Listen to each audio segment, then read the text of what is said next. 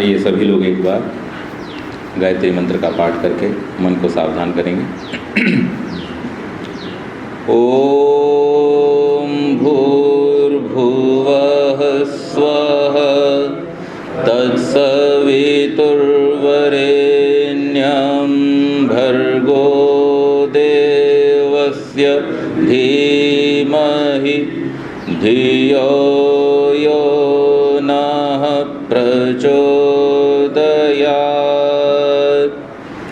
ओम यतो यतः समीहसे ततो नो अभयं कुरु शं नः कुरु प्रजाभ्यो अभयं नः पशुभ्यः शं नः कुरु प्रजाभ्यो अभयं नः पशुभ्यः। वंदनीय मातृशक्ति, उपस्थित धर्म प्रेमी सज्जनों, मनुष्य के इतिहास में जब से विचार की प्रक्रिया शुरू हुई है तब से अब तक जो भी विचारशील मनुष्य हुए हैं वे सब अपने जीवन में कुछ निश्चित पदार्थों को प्राप्त करने के लिए प्रेरित हुए हैं जब तक कि उन्हें गुमराह नहीं किया गया है। वो पदार्थ कौन से हैं? पहला पदार्थ है शारीरिक सुख के साधन। हर व्यक्ति और मनुष्य को छोड़ दीजिए, पशु पक्षी भी अपने जीवन में प्रारंभिक जो उनकी बुद्धि है उससे जो पुरुषार्थ करते हैं, जो कार्य करते हैं, वो उनके शारीरिक सुखों को बढ़ाने के लिए होता है या शारीरिक सुखों की रक्षा के लिए होता है, शरीर की रक्षा के लिए होता है। तो मनुष्य ने भी, जो सामान्य बुद्धि का व्यक्ति है, उसको भी ये पता है कि मुझे अपने जीवन में ऐसे कार्यों को करना चाहिए जिससे ये जो शरीर मुझे मिला है इसकी रक्षा हो सके। और इस शरीर के रक्षा करने के प्रयास में उसने जिन कार्यों को अपने जीवन में किया, उन कार्यों के करने से उसे अच्छे या बुरे दोनों प्रकार के अनुभव प्राप्त हुए। भाई, हम जीवन में कोई भी कार्य करते हैं, व्यापार शुरू करते हैं, नौकरी करते हैं, कुछ भी करते हैं, क्या हमें केवल अच्छे अनुभव ही होते हैं? नहीं, कई बार व्यापार में घाटा हो जाता है, खराब अनुभव, ये कार्य ठीक नहीं या ये क्रियाविधि ठीक नहीं। कई बार कार्य ठीक है, आप भी ठीक हैं, लेकिन जो क्रियाविधि आपने अपनाई वो ठीक नहीं थी, आपने उसके प्रोसेस को ठीक तरह से नहीं समझा और इस कारण से आपको हानि हो जाती है। व्यायाम करना शरीर के लिए अच्छा है, पर कैसे शरीर के लिए कैसा व्यायाम अच्छा है ये आपको समझना पड़ेगा। तो इन अच्छे और बुरे अनुभवों को उसने जो अपने मस्तिष्क में संग्रह किया उसका नाम पड़ा बुद्धि। तो शरीर के स्तर पर रहने वाले लोगों से जो और थोड़े ऊपर के स्तर पर लोग उठे वो बुद्धि के स्तर पर चले और उन्होंने बौद्धिक सुखों को प्राप्त करने का प्रयास करना शुरू किया। अब कई बार बुद्धि बहुत सारी चीज़ों को एक्सेप्ट कर लेती है, क्योंकि बुद्धि का तरीका क्या है काम करने का? आपको आपकी ज्ञानेंद्रियों के द्वारा जैसा भी अनुभव प्राप्त हुआ उसे संस्कार के रूप में बुद्धि स्टोर कर लेती है। ये बुद्धि का कार्य है।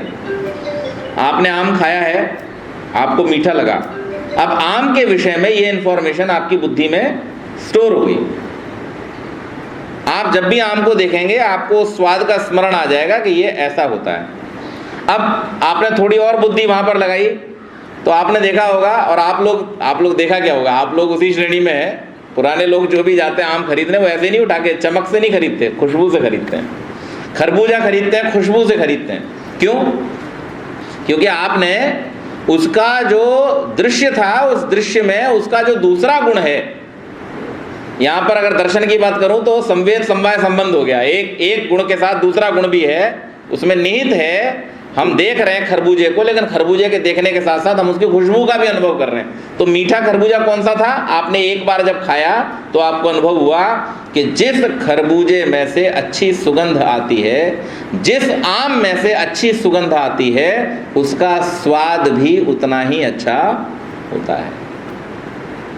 तो ये बुद्धि है, और इस बुद्धि के स्तर के जो सुख हैं उन्हें प्राप्त करने के लिए मनुष्य समाज ने प्रयास किया।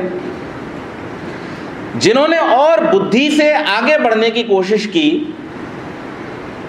कि ये बुद्धि तो कई बार चीजों को एक्सेप्ट कर लेती है, लेकिन जब हम उसे वास्तविकता में करने बैठते हैं तो पता चलता है कि गड़बड़ हो गई।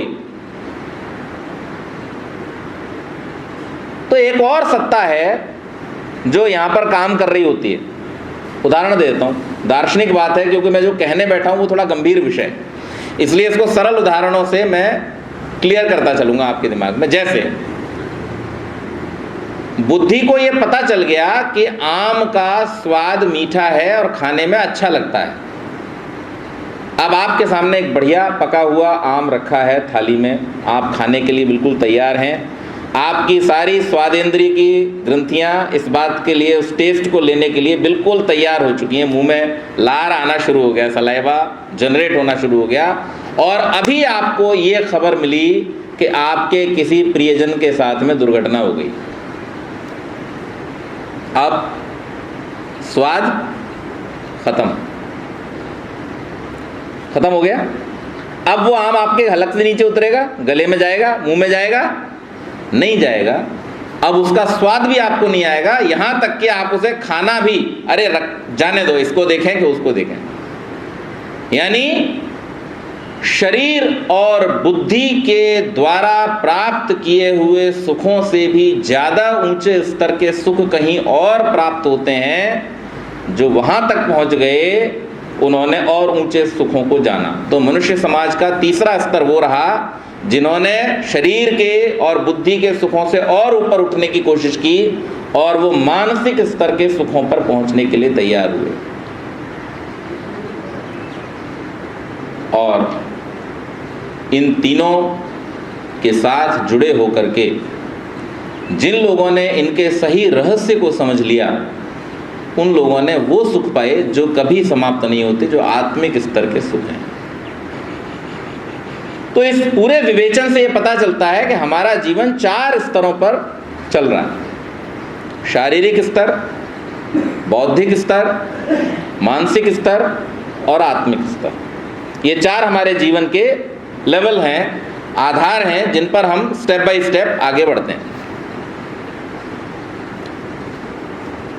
शरीर, बुद्धि, मन और आत्मा, अगर ये जीवन के 4 आधार हैं, तो इन चारों आधारों के लिए कुछ न कुछ प्रयोजन, इनके कार्य कर्तव्य निश्चित होने चाहिए। परमात्मा ने अगर हमारे जीवन को 4 आधारों पर आधारित किया है, तो इसका मतलब उन चारों आधारों के लिए परमात्मा की ओर से किसी नियम, किसी प्रयोजन की व्यवस्था होनी चाहिए। शरीर के लिए जिस प्रयोजन की व्यवस्था है उसको हम कहते हैं कर्म। शरीर से हम क्या कर सकते हैं? कर्म कर सकते हैं। जीवन को जीने के लिए कर्म बहुत आवश्यक है। संसार में बहुत सारी फिलॉसफी काम कर रही हैं, बहुत सारे दर्शन पाश्चात्य देशों में, पूर्वी देशों में, बहुत सारी जगहों पर बहुत सारे लोगों ने अपने अपने मन की मान्यताएं लोगों को बताई और उनको रास्ता दिखाने का प्रयास किया। उन सभी मान्यताओं में और वैदिक मान्यता में थोड़ा सा फर्क आता है। वो फर्क क्या है? उन सभी मान्यताओं की दिक्कत ये है कि या तो वो बहुत ज़्यादा भौतिकवादी हैं और या बहुत ज़्यादा पलायनवादी हैं। एक मान्यताएं तो ऐसी हैं जो कहती हैं कि भाई ये संसार ही सब कुछ है, ठीक है, इसी में रमे रहो, लगे रहो, और जितना इसमें लगे रहोगे इसी में से तुम्हें सब कुछ, सारे सुख मिल जाएंगे। और दूसरी मान्यता ये कहती है संसार बिल्कुल आसार है, इसमें कुछ है नहीं, इसे छोड़ो और यहाँ से भागो। इसमें फंसे रहोगे तो कोई सुख नहीं मिलेगा। लेकिन वैदिक मान्यता थोड़ा सा अलग सोच करके चलती है। मैंने पहले भी आपको संकेत किया रहा होगा, वैदिक मान्यता कहती है कि ये संसार असार है, ये बात ठीक है, लेकिन भाग जाओ ये गलत है, और डटे रहो ये बात ठीक है, लेकिन इस संसार को सार मान के डटे रहो ये गलत है। तो उसने दोनों मान्यताओं का एक समन्वय निकाला कि आप इस संसार को असार मानते हुए भी इसमें डटे रहो। और ये कहां से निकली बात? ये निकली यजुर्वेद से। यजुर्वेद का मंत्र कहता है, कुर्वन्ने वेह कर्माणि जिजी विशेषतम समाह एवं त्वयि नान्य थे तोस्ति न कर्म लिप्यते नरे। आप संसार की किसी भी और दार्शनिक विचारधारा के साथ में जाएं और वहां पर जाकर के कहें कि भाई कर्म करते हुए मुक्ति मिलेगी, इस बात को सिद्ध करो। कर्म करते हुए मुक्ति, कर्म से तो फल मिलेगा, हम तो बंधन में पड़ जाएंगे। लेकिन वैदिक मान्यता क्या कह रही है कि अगर तू कर्म नहीं करेगा तो तेरे छूटने का दूसरा कोई रास्ता नहीं है। न कर्म लिप्यते नरे एवं त्वयि नान्य थे तोस्ति। इसके अलावा तेरे पास दूसरा कोई रास्ता ही नहीं है कि तू जब तक जी तब तक लगातार कर्म करता हुआ जी। अब ये वैचित्र्य हमारी समझ में सामान्य रूप से नहीं आता। इसको समझने के लिए हमको जीवन के इन 4 आधारों को ठीक ठीक समझना होगा। तो हमारे जीवन का पहला आधार है हमारा शरीर, जो दिखाई देता है, जिसे एक बच्चा भी महसूस करता है। बुद्धि को छोटा बच्चा महसूस नहीं कर सकता, मन को छोटा बच्चा महसूस नहीं कर सकता, आत्मा को तो बड़े बड़े महसूस नहीं कर पाते। तो जो छोटा बच्चा भी महसूस कर लेता है जीवन का, वो पहला स्तर क्या है? ये शरीर। ये उसे भी महसूस हो रहा है कि हाँ मैं ये हूं। तो इस शरीर का आधार क्या है? इस शरीर का प्रयोजन क्या है? इस शरीर का प्रयोजन है कर्म। अगर हम इस शरीर को कर्म में नहीं लगाएंगे, अगर इस शरीर के द्वारा हम अपने कर्तव्य का पालन नहीं करेंगे, तो हम छूट नहीं सकते, इस शरीर के बंधन से नहीं छूट सकते। वेद ये कह रहा है कर्म है क्या और ये छुड़ाने वाला कब बनेगा। तो अब हम 3 सेट पकड़ेंगे चीजों के। पहला सेट है शरीर, बुद्धि, मन, आत्मा। दूसरा सेट है धर्म, अर्थ, काम, मोक्ष। एक और तीसरा सेट है कर्म, धर्म, भक्ति, मुक्ति। ये 3 सेट हम पकड़े और इनके साथ में हम चलेंगे। देखो कैसा बढ़िया समावेश है। और इन तीनों को अगर हमने समझ लिया तो जीवन बहुत आसान हो जाएगा। ये एक रास्ता है ऋषियों का दिया हुआ। शरीर के लिए कर्म है, शरीर से आप कर्म कर सकते हैं। और अगर आप इस शरीर से कर्म नहीं करते हैं तो ये शरीर आपके लिए बंधन का, रोग का, दुख का कारण बन जाएगा। इसलिए शरीर से आपको कर्म करना पड़ेगा। और ये कर्म धर्म में कब परिवर्तित हो जाएगा? जब इस कर्म को करने में आप दूसरे आधार का प्रयोग कर लेंगे, अर्थात जब अपने हर कर्म का करने से पहले आप उसमें बुद्धि का इस्तेमाल कर लेंगे, तो वही कर्म धर्म बन जाएगा। धर्म कोई अलग चीज नहीं है। दुनिया की अन्य विचारधाराएं इस बात को कहती होंगी कि धर्म ऐसी रिचुअल्स को करने से होता है या धर्म ऐसे कार्यों को करने से होता है।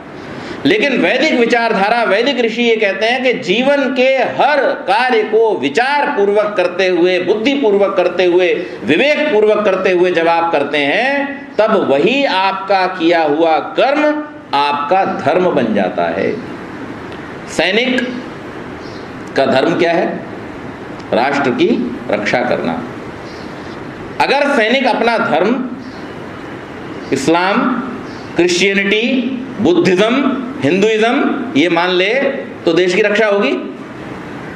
आप बताइए। डॉक्टर का धर्म क्या है? चिकित्सा। देखो हम सब जानते हैं इन बातों को, हमें सबको पता है, लेकिन विचार के अभाव में हम कई बार भटक जाते हैं, अपने मन को हम संयम में नहीं रख पाते और उसीलिए हमारे जीवन के जो सुख हमें सामान्य रूप से प्राप्त हो सकते थे, उन सुखों को हम खो बैठते हैं।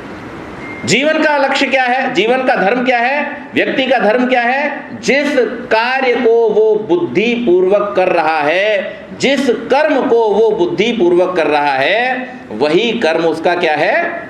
धर्म है। जिस कार्य में जिसकी बुद्धि लगती है, एक कलाकार का धर्म कला है, एक गायक का धर्म गाना है, एक संगीतकार का धर्म संगीत है, एक चिकित्सक का धर्म चिकित्सा है, एक सैनिक का धर्म राष्ट्र की और समाज की रक्षा है, एक उपदेशक का धर्म उपदेश करना है। उसके सामने बैठा हुआ कौन व्यक्ति उस उपदेश का क्या लाभ लेगा, ये सोच करके, और उसके सामने बैठा हुआ व्यक्ति क्या उसी की मान्यता का है, उसी की विचारधारा का है, ये सोचना अगर उपदेशक का धर्म हो जाए तो फिर उपदेशक कभी उपदेश कर ही नहीं पाएगा। तो बहुत सरलता से समझें इस बात को कि शरीर का प्रयोजन क्या है? कर्म। लेकिन उस कर्म को कैसे करना है? जब हम उस कर्म को ही बुद्धि पूर्वक करना शुरू कर देते हैं तो वही कर्म हमारा धर्म बन जाता है। धर्म की इससे बेहतर परिभाषा दुनिया में कहीं हो तो आप मुझे देना, मैं अगले भाषण में वो बोलूं। बाकी जितना भी धर्म के नाम पर होने वाला कार्य है वो सब झगड़े का कारण है, वो कभी समन्वय का कारण, संगठन का कारण नहीं हो सकता।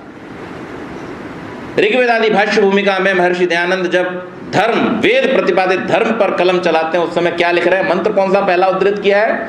समानो मंत्र समिति समानी समानम मनसा चित्तवेशाम समानम मंत्र मंत्र एवं समानेन वो अविशाज होमी। कोई व्यक्ति अगर सामान्य बुद्धि का इस बात को सोचे कि बात करने जा रहे हैं वेद प्रतिपादित धर्म की और कह रहे हैं हो विचार समान सबके, चित्त मन सब एक हो, ज्ञान देता हूं बराबर, भोग्य पास सब नेक हो, इस बात का क्या मतलब हुआ? सब लोगों के चित्त मन बुद्धि एक जैसी दिशा में चले। इस बात को कहते हुए क्या कहना चाह रहे हैं? लेकिन ऋषि जो बात कह रहा है वो बहुत गंभीरता की बात है।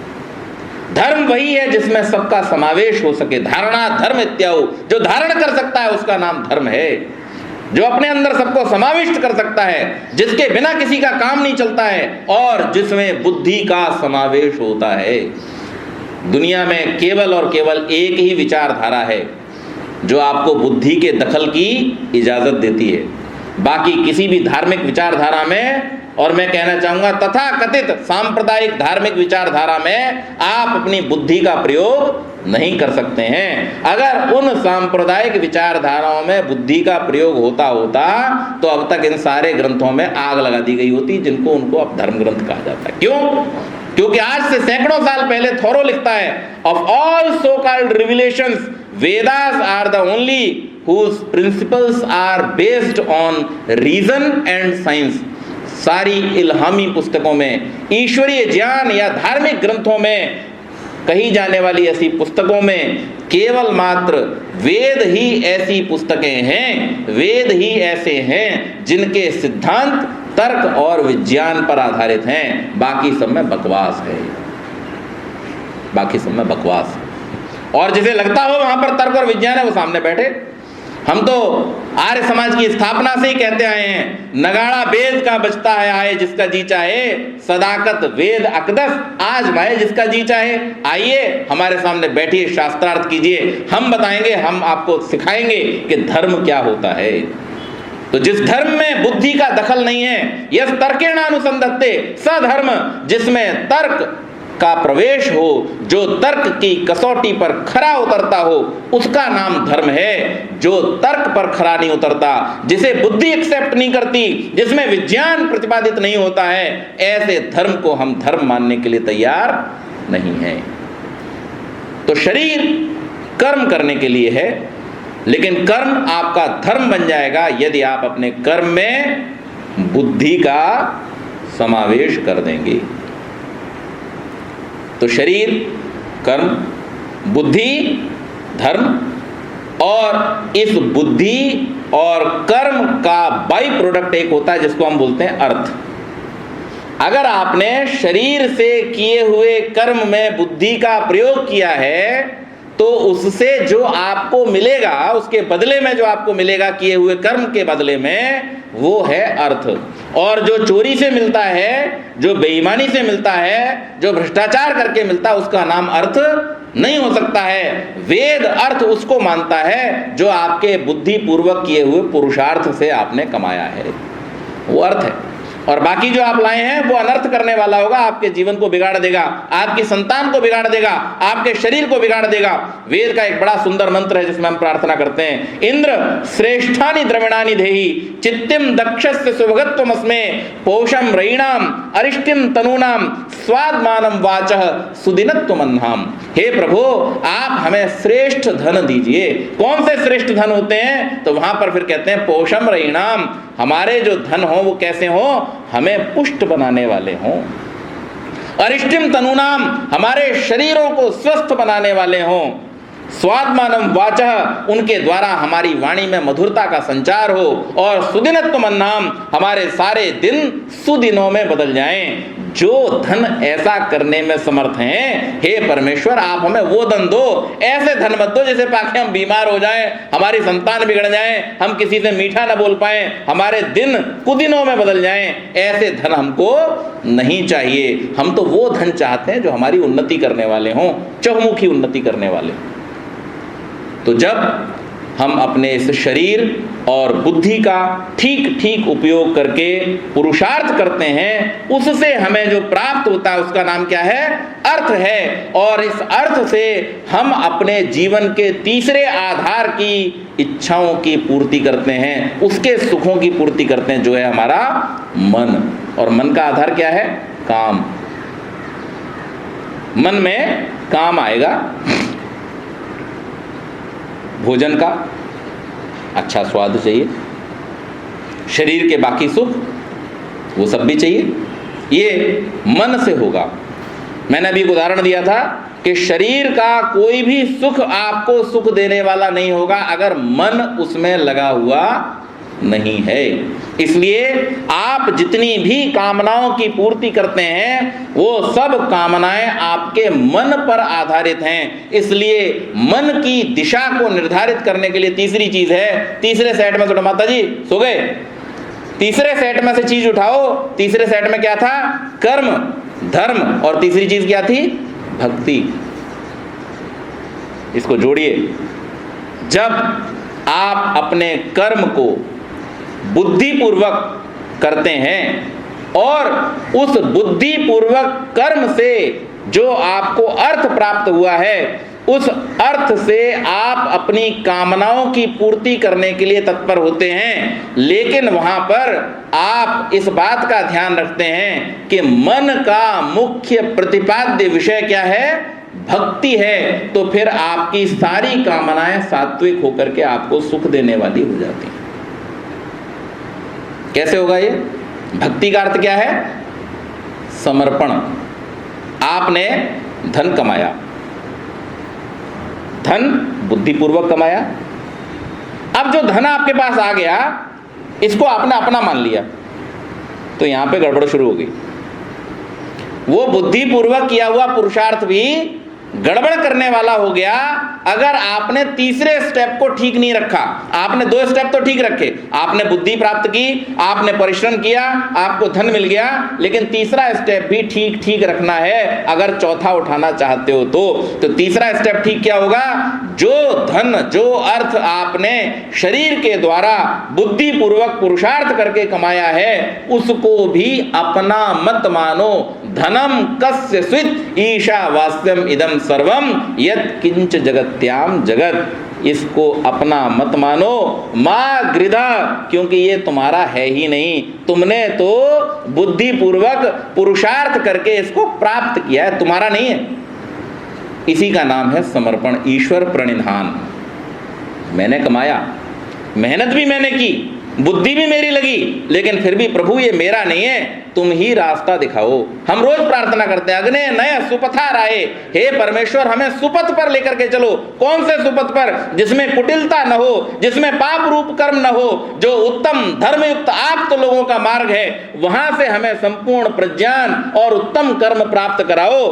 हमें आप लेकर के चलो, हमारा इसमें कुछ भी नहीं है। जब हम अपने पुरुषार्थ से कमाए हुए धन को भी ईश्वर के प्रति समर्पण भाव से जब उसका विनियोग करते हैं, उसका ठीक ठीक मैनेजमेंट करते हैं, तब हमारा वो अर्थ हमारी कामनाओं को पूरा करने वाला होता है। और ऐसा करने वाले व्यक्ति का हर कर्म उसकी भक्ति बन जाता है।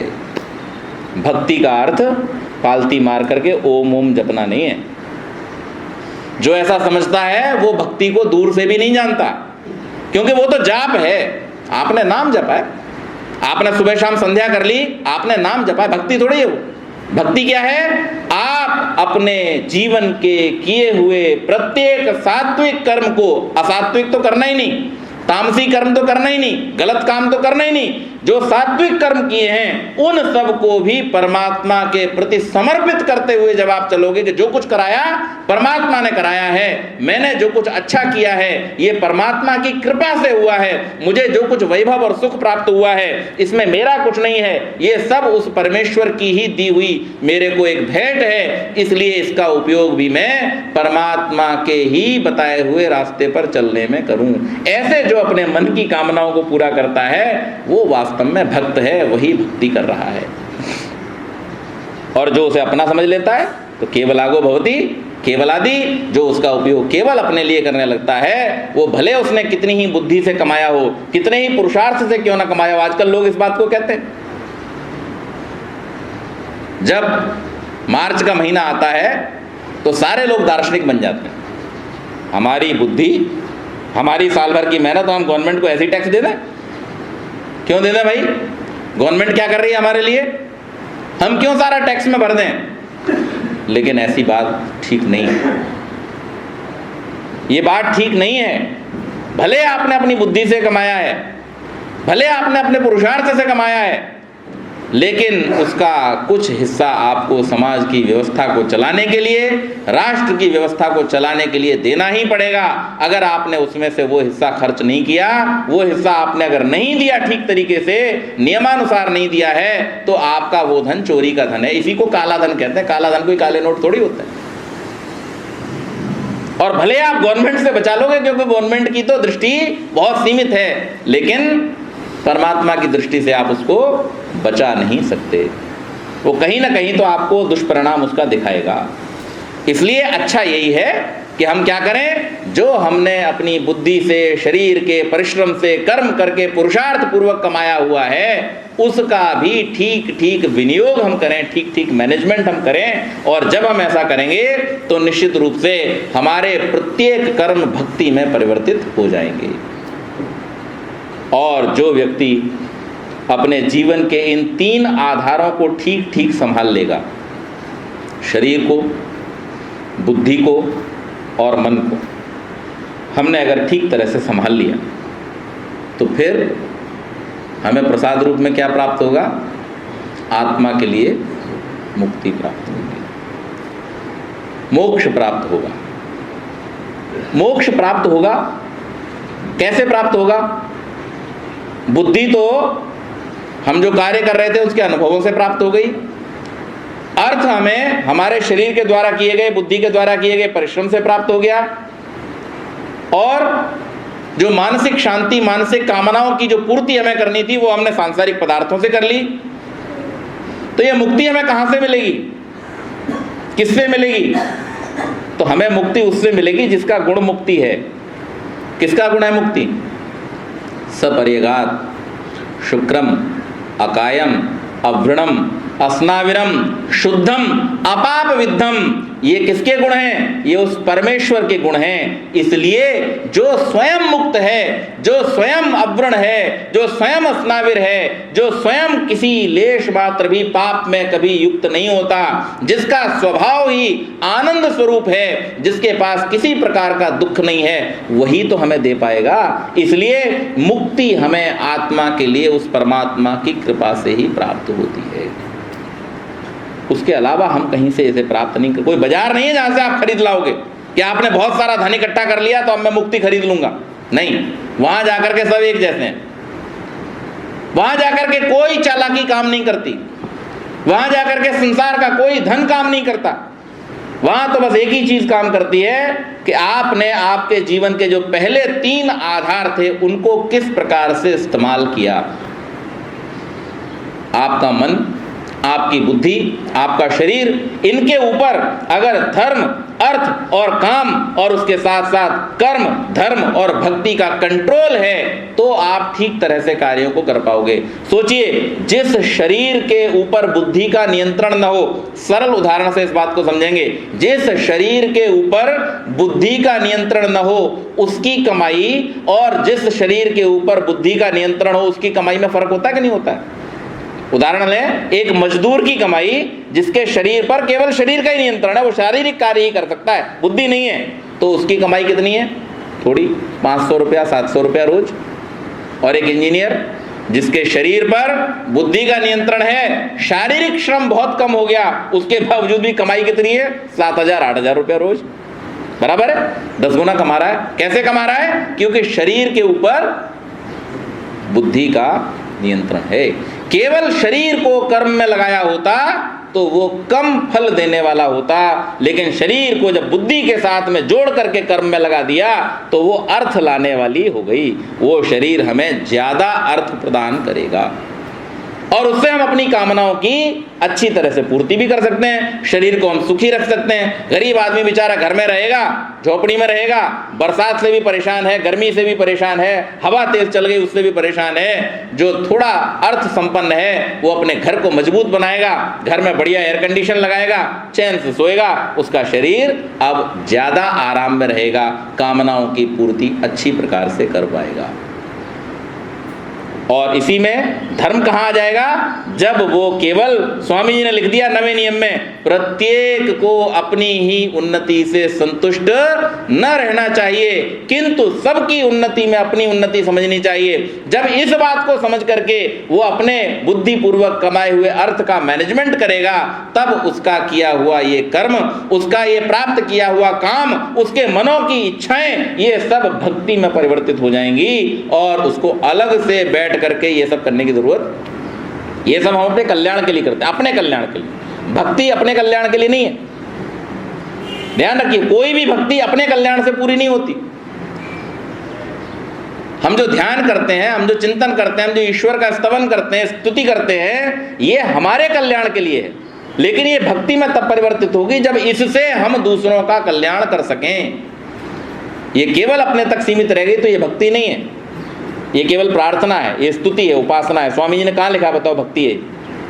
भक्ति तब भक्ति बनती है जब हम उसमें दूसरों का समावेश कर लेते हैं। स्वामी जी से जीवन में एक बार ये भी कहा गया कि स्वामी जी आप इतने बड़े योगी हैं, ईश्वर भक्त हैं, इतनी अच्छी आस्था है, आपके जीवन में आपने कोई पाप नहीं किया, अरे आपकी मुक्ति का मार्ग तो सीधा खुला हुआ है, आप क्यों संसार के झंझटों में पड़ रहे हो?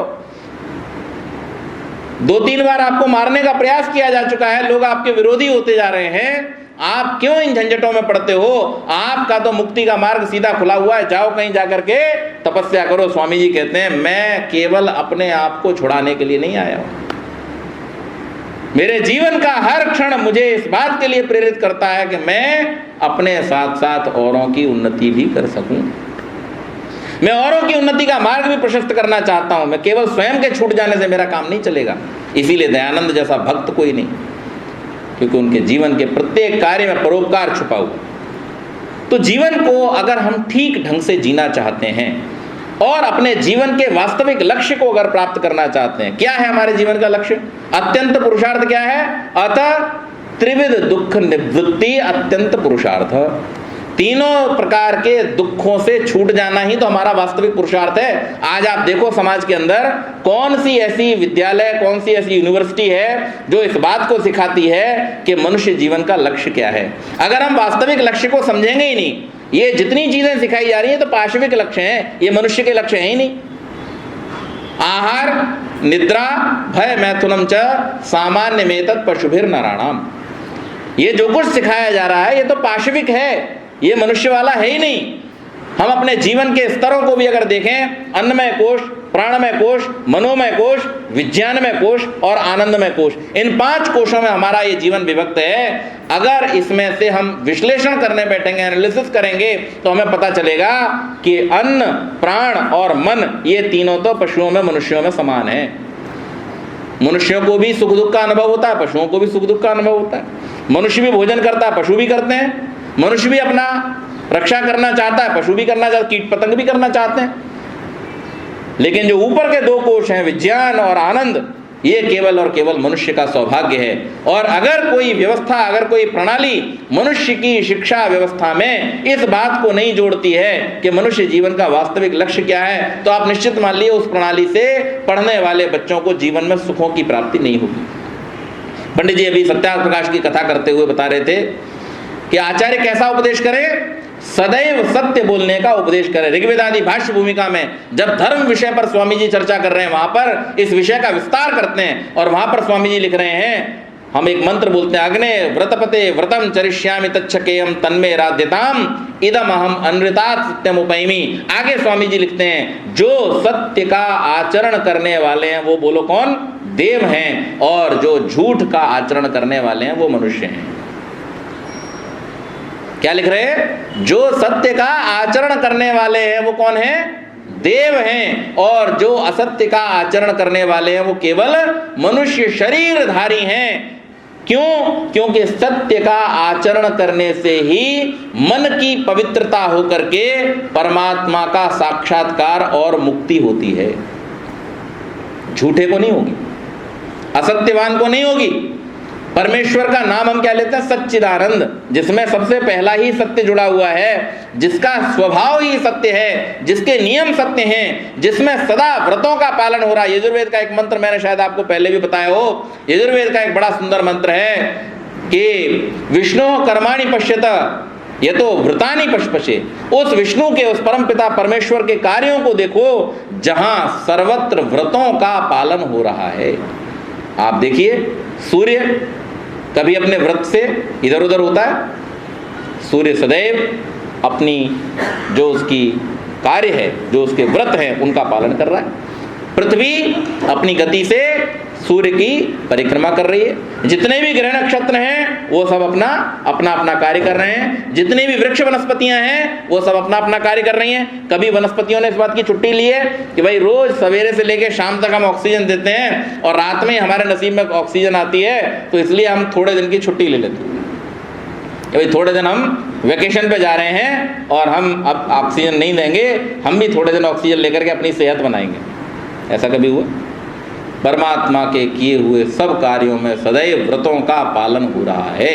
यहाँ तक कि आप अगर अपने आप को भी देख लो, इस शरीर को भी देख लो, तो परमात्मा का जो व्रत है, इसका जो प्राकृतिक भाग है वो निरंतर परिवर्तित हो रहा है। इसको आप रोक नहीं सकते। आप छोटे से बड़े हुए रोक पाए? नहीं रोक पाए। कोई कंट्रोल काम करता है? नहीं करता। सारे माता पिता चाहते हैं हमारा जो बच्चा है वो थोड़े दिन और छोटा रहे, इसे और थोड़े दिन गोद में खिलाएं, इसकी जो अटखेलियां हैं, इसका जो खिलखिलाना है, इसकी जो चुलबुलाहट है, ये थोड़े दिन के लिए और स्थिर रहे। लेकिन नहीं, प्रकृति का नियम है, ईश्वर का नियम है, ये निरंतर अपनी आयु में आगे बढ़ता चला जाएगा। आप चाह करके भी उसको रोक नहीं सकते, आप चाह करके भी उस व्रत में कोई परिवर्तन नहीं कर सकते हैं। ये परमात्मा का सारा कार्य उसके व्रतों से जुड़ा हुआ है, उसके नियमों से जुड़ा हुआ है, लगातार चल रहा है। हम केवल इस बात में एक बात और जोड़ देना चाहता हूं, बड़ी महत्वपूर्ण बात।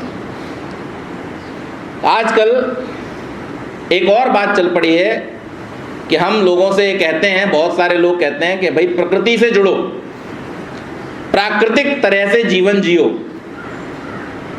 देखो सारे पशु पक्षी कैसे जी रहे हैं, हम भी वैसे जिएं। क्यों जी? काम चल जाएगा? आपको परमात्मा ने पशु पक्षियों की तरह जीने के लिए बनाया है।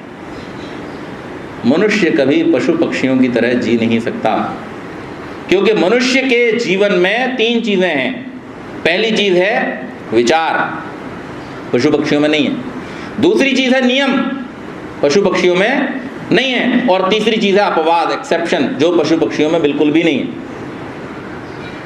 पशु पक्षियों में जो सामान्य बुद्धि परमेश्वर की ओर से दी गई है, वो सदैव उस बुद्धि के अनुसार अपने जीवन को एक ही तरह से जीते रहते हैं, पीढ़ी दर पीढ़ी, कोई परिवर्तन नहीं आता। मनुष्य विचार करता है, उसका जो रहने सहने का तरीका है। हम अपने जीवन की बात बताएं कि जब गांव में हमारे घर जो थे वो कैसे थे? कच्चे घर। शहर में जो हमारा घर था वो कैसा था? पक्का घर। और यहाँ आ गए तो स्थिति बिल्कुल ही चेंज है। यहाँ के घर एकदम अलग तरीके के हैं, एक के ऊपर एक के ऊपर एक, मल्टी स्टोरी।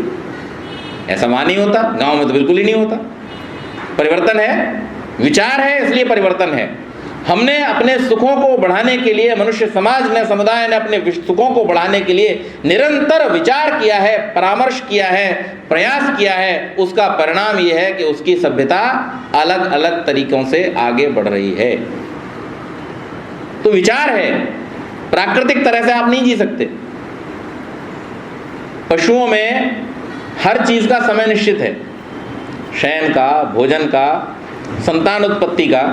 मनुष्य में है नहीं। क्यों नहीं है? क्योंकि मनुष्य को वो सुविधा परमात्मा ने दी ही नहीं है। मनुष्य को विचार करने की एक ऐसी सुविधा परमात्मा ने। आपको प्रकृति से कोई सहयोग मिलता है? आप बतलाइए मुझे। मनुष्य के बच्चे को प्रकृति से कोई सहयोग मिलता है? वो तैरना जानता है पैदा होते ही? नहीं जानता। वो खड़ा होना जानता पैदा होते ही? नहीं जानता। वो भोजन क्या करना जानता है? नहीं जानता। पशुओं को आपको कोई ट्रेनिंग देनी पड़ती है? पशुओं के साथ में परमात्मा ने व्यवस्था ऐसी जोड़ी हुई है कि प्रकृति का हर पदार्थ उनको सहयोग कर रहा है। लेकिन मनुष्य के पास में परमात्मा ने केवल और केवल एक ही चीज दी है जो उसे सहयोग करती है, बाकी कोई चीज उसे सहयोग नहीं कर रही। और वो क्या है? बुद्धि। बुद्धि के अलावा आपके पास कोई इंस्ट्रूमेंट नहीं है। कबूतर के शरीर में भगवान ने ऐसा सिस्टम फिट किया है कि कितनी ही तेज सर्दी पड़ रही हो और कितनी ही तेज गर्मी पड़ रही हो, उसका शरीर अपने तापमान को बदल लेता। उन्हें विषम तापी जीव कहते हैं साइंस में। और हम कैसे हैं? समतापी जीव है। हमारे शरीर का तापमान 38 डिग्री रहेगा। ठंड पड़ेगी तो हमें ठंड लगेगी, गर्मी पड़ेगी तो हमें गर्मी लगेगी। हमें पूरी असुविधा है इस संसार में। परमात्मा ने हमारी सुविधाओं के लिए हमें अगर कोई चीज दी है तो वो क्या है? बुद्धि। इसलिए जो व्यक्ति इस बुद्धि का ठीक उपयोग नहीं करता है, इस बुद्धि पूर्वक अपने जीवन के कार्यों को नहीं करता है, तो वो पाशविक जीवन जीता है, वो मनुष्य का जीवन नहीं जी सकता।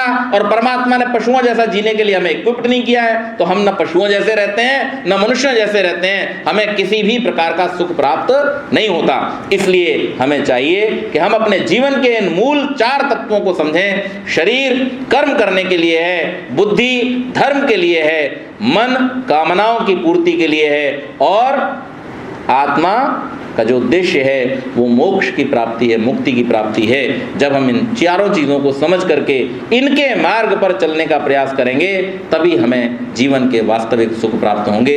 ये एक सरल मार्ग है। बहुत सारे लोगों ने इसको कॉम्प्लिकेटेड बना दिया है। ये करोगे तो मुक्ति मिलेगी, वो करोगे तो मुक्ति मिलेगी। एक सरल उदाहरण जो मैं अक्सर दिया करता हूँ वो दे करके इस बात को समाप्त करूँगा कि मेरे कई मित्र जब मैं ऐसी बात कहता हूँ तो मुझसे कहते हैं, साहब सांसारिक कामों ने हमें पकड़ रखा है, थोड़ा छुट्टी पाले तब मुक्ति का प्रयास करेंगे। तो मैं उनसे पूछ लेता हूँ, भैया कहाँ पकड़ा है, जरा दिखाओ तो सही।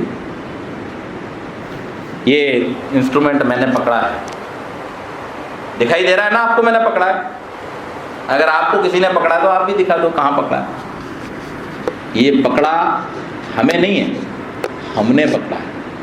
और जैसे ही हम इन्हें छोड़ने का प्रयास कर देंगे शुरू, हमारा कार्य ठीक तरह से चल पड़ेगा। ऋषियों ने बड़ी विचार करने के बाद में मानव जीवन के 4 भागों को निर्धारित किया।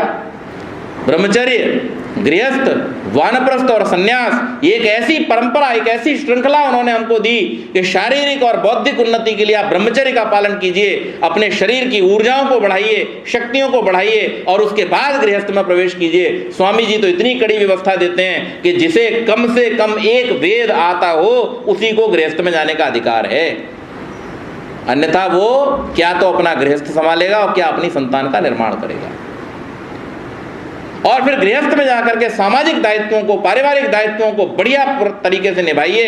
कर्म करते हुए अर्थ का उपार्जन कीजिए और अपना और समाज का और राष्ट्र का कल्याण कीजिए। उसके बाद जब पुत्र के पुत्र हो जाए तुरंत घर छोड़ दीजिए। अब आपको छूटने का प्रयास करना है। जीवन का आधा पकड़ने के प्रयास में था और जीवन का बाकी आधा छोड़ने के प्रयास में जाना चाहिए। अब छोड़ना शुरू कीजिए, परिवार को छोड़ दीजिए, सारे समाज को अपना परिवार बना लीजिए, थोड़ा सा दायरा बढ़ा लीजिए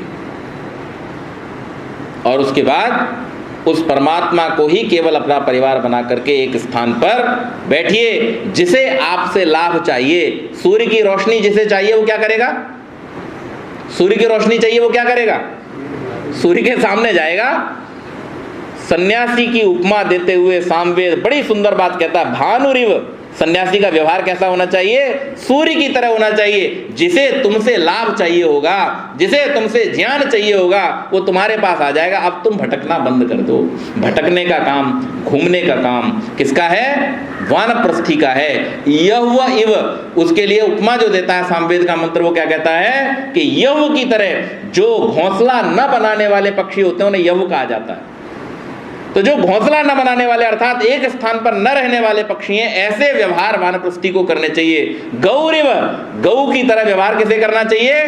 गृहस्थी को गौ की तरह व्यवहार करना चाहिए। और अग्निरिव, जैसे अग्नि का व्यवहार होता है वैसा व्यवहार ब्रह्मचारी का होना चाहिए। जो कुछ भी उसे प्राप्त हो रहा उसका शोधन करके तब अपने जीवन में ग्रहण करे। अगर गलत जानकारी को, गलत ज्ञान को अपने जीवन में ग्रहण कर लिया तो बोलो, स्वामी जी लिख रहे हैं ऋग्वेदादि भाष्य भूमिका में कि सब आश्रमों का आधार होने के कारण, क्योंकि बाकी के सारे आश्रम किसके बाद शुरू होते हैं? ब्रह्मचर्य के बाद। इसलिए ब्रह्मचर्य ही सर्वोत्तम है। इसकी ठीक प्रकार से रक्षा करनी चाहिए।